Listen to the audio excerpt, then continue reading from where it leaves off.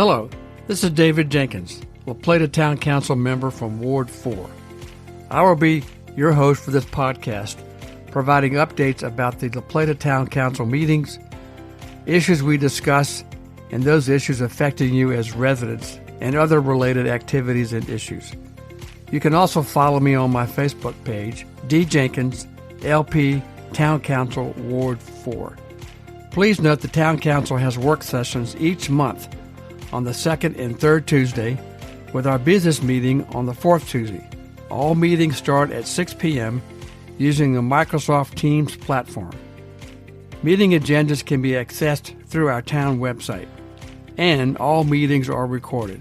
So now let's get started with our latest update.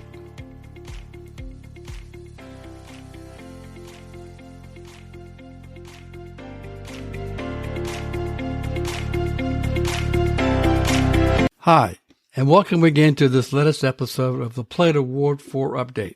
This is Dave Jenkins, La Plata Town Council member from Ward 4, and your host for this podcast. This episode is about La Plata's 2023 transportation priorities as presented through Charles County to the Maryland Department of Transportation at the County Commissioner meeting on March 7th, 2023. A little background first. Each year, the Maryland Department of Transportation, MDOT, prepares a Consolidated Transportation Plan, their CTP, which is a 6-year capital budget for all transportation projects and programs across all MDOT agencies, which also include the State Highway Administration and the Mass Transit Administration, both agencies affecting La Plata's transportation plan and program. The current CTP is valid starting in FY23 and continues through fiscal year 2028. So let's review La Plata's transportation priorities, again, as discussed and approved at the March 7th, 2023 County Commissioner meeting. I'll provide additional information in the podcast notes. So these priorities are made by specific roadways or highways. The first is Charles Street, which is Maryland Route 6. Priorities include pedestrian safety, restriping crosswalks, and consideration of adding electronic warning signs. Actually, there's an update to this as 2 warning signs and beacons will be installed by the State Highway Administration in early June at 2 existing pedestrian crossings, including in front of the University of Maryland Charles Regional Medical Center and at North Oak Avenue at where the Port Tobacco Players facility is located. There's also a request to do a comprehensive study of Maryland 6 from US 301 all the way to Maryland 488 or La Plata Road. This is a request to review different safety upgrades, including the intersection with Hickory Lane. Also look at stormwater management issues and concerns, as well as related road conditions. Look at a traffic signal to Garrett Avenue, which is the entrance to the hospital and library, as well as the review of the timing of the signalized intersection at Garrett Avenue and at La Plata Road 488, trying to synchronize those 2 signals as we all have probably experienced backups during the morning and peak evening hours. The next highway for priority upgrades or review is US 301 Crane Highway. One issue is flooding or standing water in the vicinity of the existing Burger King, which creates a safety hazard for drivers. We look at the signalized intersection at Hawthorne Road or Maryland 225, as there is somewhat poor visibility. There's a concern with the timing of the light, and the traffic pattern, frankly, needs to be reviewed. So we've asked the state to look at that as well. And then finally, plant bushes or thorny bushes in the medium strip along US 301 to prevent pedestrians from illegally crossing the 4 lanes of US 301 to get to the Patuxent Inn or the Deluxe Inn along 301. This is a real safety hazard. The final state road for looking for review and help is La Plata Road, Maryland 488. This is a one requested for consideration of the installation of a hiker-biker trail. I'll have a little bit more information about this later in this podcast. Review for or request for review to install a crosswalk pedestrian crossing in the vicinity of the Kings Grant subdivision entrance, crossing into a pathway that leads to Tillman Lake. This is a safety concern, and we're trying to promote additional walking and safety from Kings Grant to Tillman Lake. The town has also expressed our appreciation to the State Highway Administration for their support in working with our town traffic consultant, Mead and Hunt, on what we would call the Southwest Access Management Study, which is along US 301 between Maryland Route 6 and then to the south to Old Stagecoach Road, where there are a number of subdivisions being planned or in the works, and we're seeking a way by working with the developers and the State Highway Administration looking at other access opportunities along that corridor.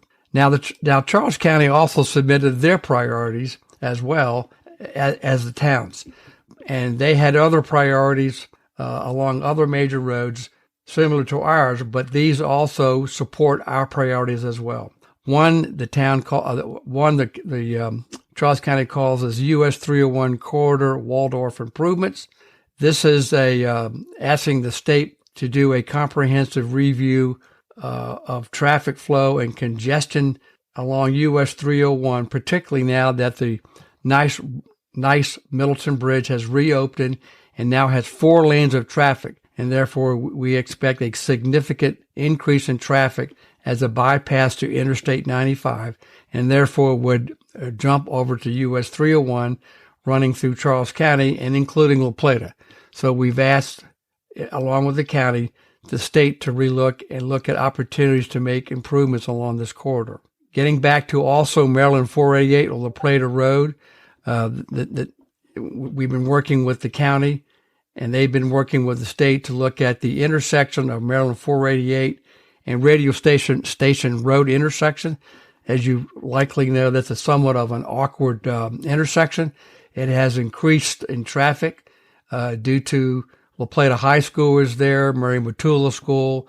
There's a major employer there, as well as the Board of Education headquarters. So there's been a significant increase in traffic. And so the county is looking at redesigning redesigning Radio Station Road. And also the town has been working with the county and the state to develop a radio station roadside path project along the shoulders of Radio Station Road, which will lead to 488 down into Charles Street and then into Willow Lane. So we've asked, so the county is supporting that effort as well.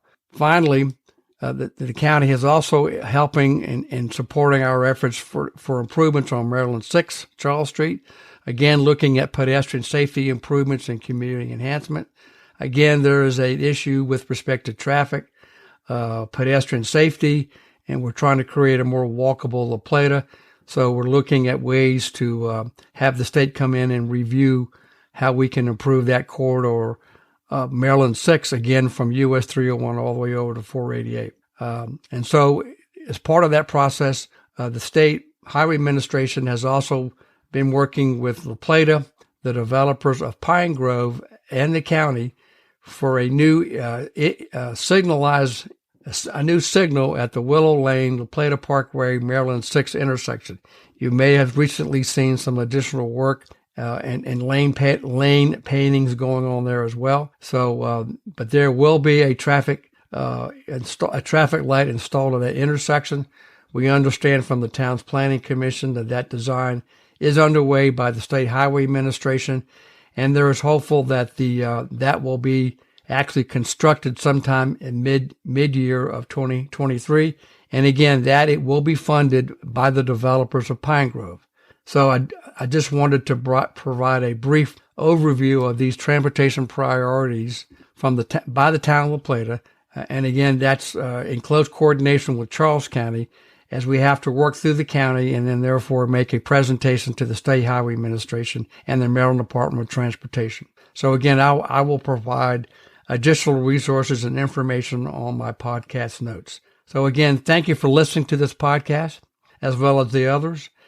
Please email me at djenkins@townoflaplata.org with any questions or comments. I look forward to hearing from you soon. Thank you.